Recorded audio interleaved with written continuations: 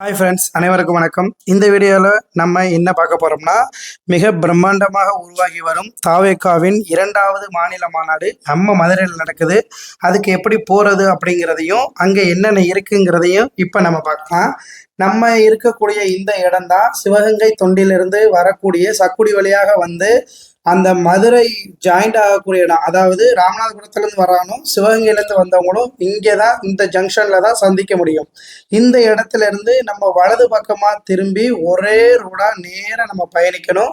பயணித்தோம்னா இங்கே ரவுண்டானா வரும். இந்த ரவுண்டானாலேருந்து அடுத்து உங்களுக்கு நான் சொல்கிறேன், மறந்துடாதீங்க. ஒரே ரோடு ரவுண்டானா வரைக்கும் நம்ம இப்படியே போய்கிட்டே இருக்க போகிறோம். இந்த பயணத்தில் தான் இன்னென்ன அடுத்த சுவாரஸ்யமான வீடியோக்குள்ளே பார்க்கலாம். வாங்க பார்ப்போம்.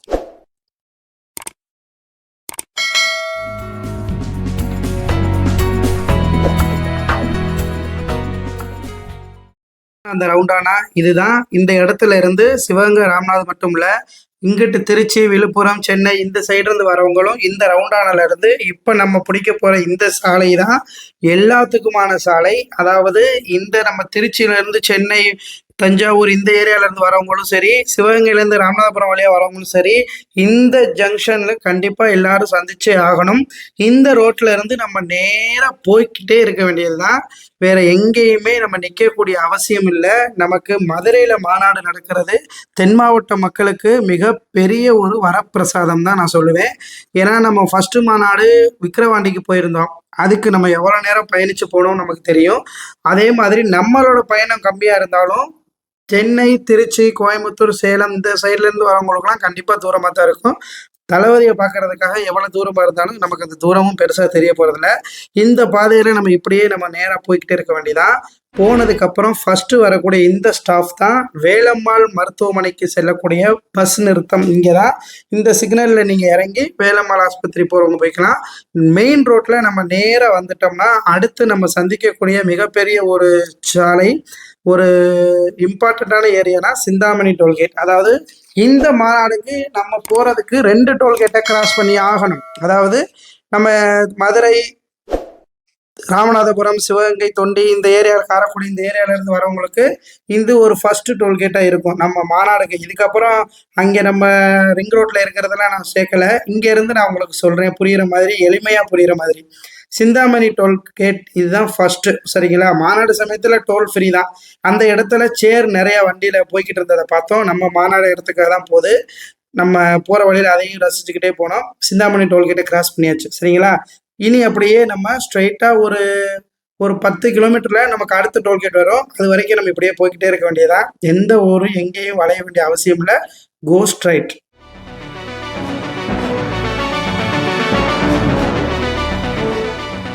திருமங்கலம் கட்டிங். அதாவது திருமங்கலம் நம்ம திருப்பி இந்த ரோட்டில் கட் பண்ணாதான் திருமங்கலம், கன்னியாகுமரி, தூத்துக்குடி இந்த தேசிய நெடுஞ்சாலையில் நம்ம ஸ்ட்ரெயிட்டாக போயிடுவோம். இந்த போகிற வழியில் காற்றாலையோட ரெக்கையெல்லாம் அதிகமாக அங்கங்கே இருக்கும். நம்ம பார்த்துக்கிட்டே போகலாம். இந்த கன்னியாகுமரி தேசிய நெடுஞ்சாலையில் நம்ம கொஞ்சம் தூரம் பயணிச்சுக்கிட்டே இருக்கையில் செகண்ட் டோல்கேட் வந்துடும். அந்த டோல்கேட்டை கிராஸ் பண்ணதுக்கப்புறம் நம்ம அந்த டோல்கேட்லேயே நம்ம மாநாடு இடத்துக்கு நம்ம போயிடலாம். இப்படியே இந்த ரோட்டில் போய்கிட்டே இருக்கையில் நல்லா தாங்க இருந்துச்சு இந்த ரோடு. திடீர்னு ரோடு வேலை, பாலம் வேலைன்னு சொல்லி குழி நோண்டிட்டாங்க. ஏன்னு உங்களுக்கே தெரியும். சீப்பை மறைச்சி வைக்கிறதுனால கல்யாணம் நிற்க போகிறதில்ல. எந்த தடை வந்தாலும் தாவேகா மாநாடு வெற்றியடைய செய்வது ஒவ்வொரு தொண்டர்களின் தலையாய கடமை. வாங்க அப்படியே நம்ம போவோம்.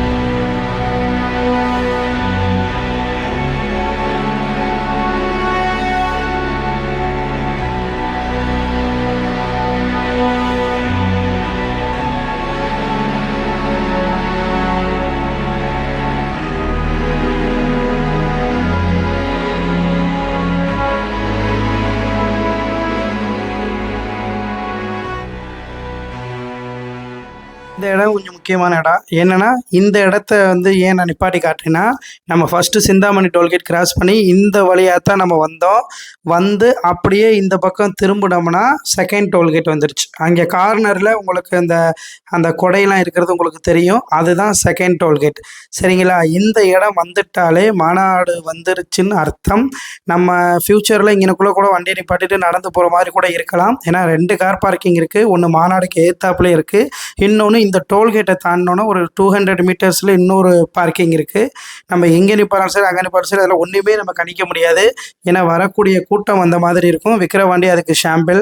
பல கட்டுப்பாடுகள் இருந்தும் விக்கிரவாண்டியில் எதுவுமே ஃபாலோ பண்ண முடியல. என்னோட தம்பி தங்கைகளோட கூட்டம் அந்த அளவுக்கு இருந்துச்சு, கட்டுப்படுத்த முடியாத அளவுக்கு. தீபாவளி சமயமே அவ்வளோ கூட்டம்னா இப்போ சொல்லவா வேணும் அப்படிங்கிற மாதிரி இருக்க போகுது.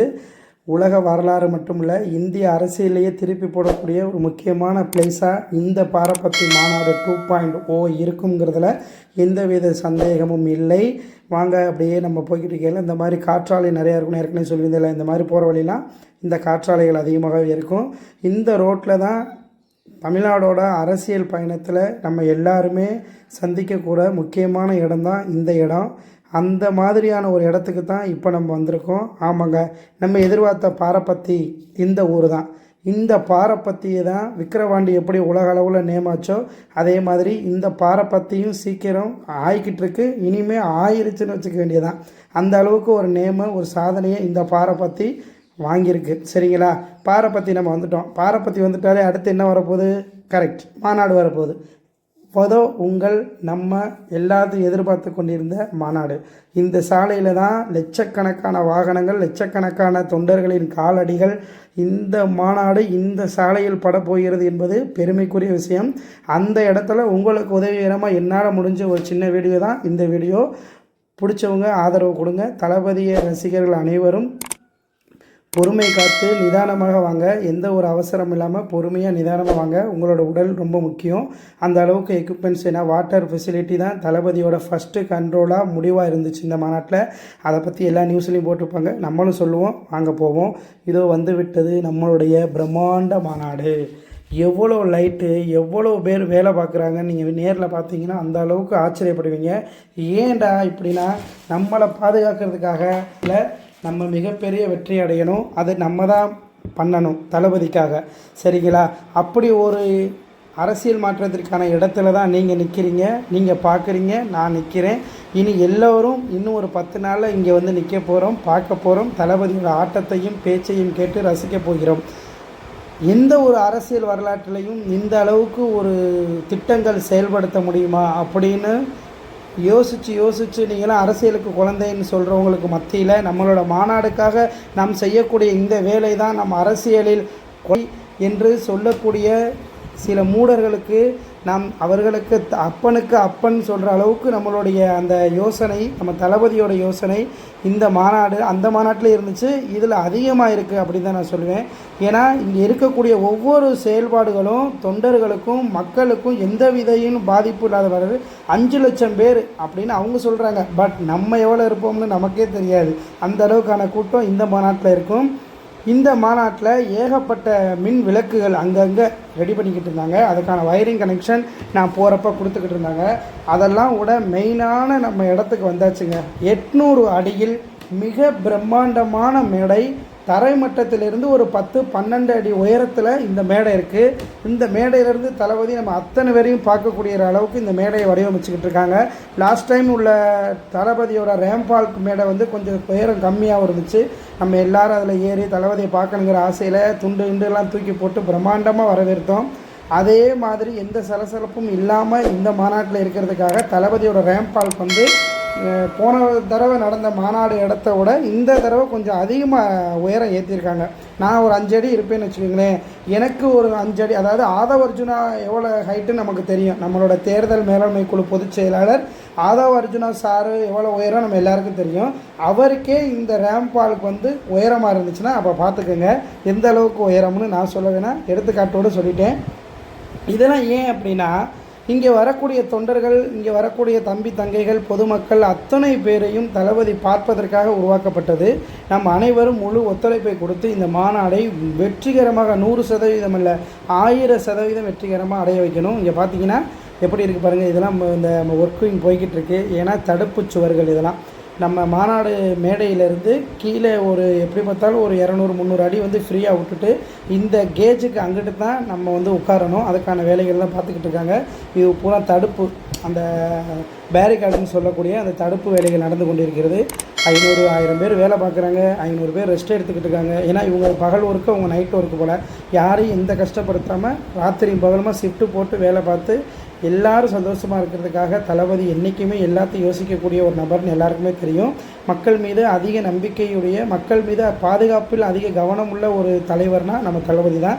200க்கும் மேற்பட்ட டிஜிட்டல் துறைகள் வைக்கிறதா அங்கே சொல்லிக்கிட்டு இருந்தாங்க. 200க்கும் மேற்பட்ட, ஏன்னா நம்ம அங்கே தான் நம்ம மாநாட்டில் இருந்தாலும் நம்ம தளபதி நம்ம பார்க்கணுங்கிறது நம்ம எல்லாரோட ஆசை.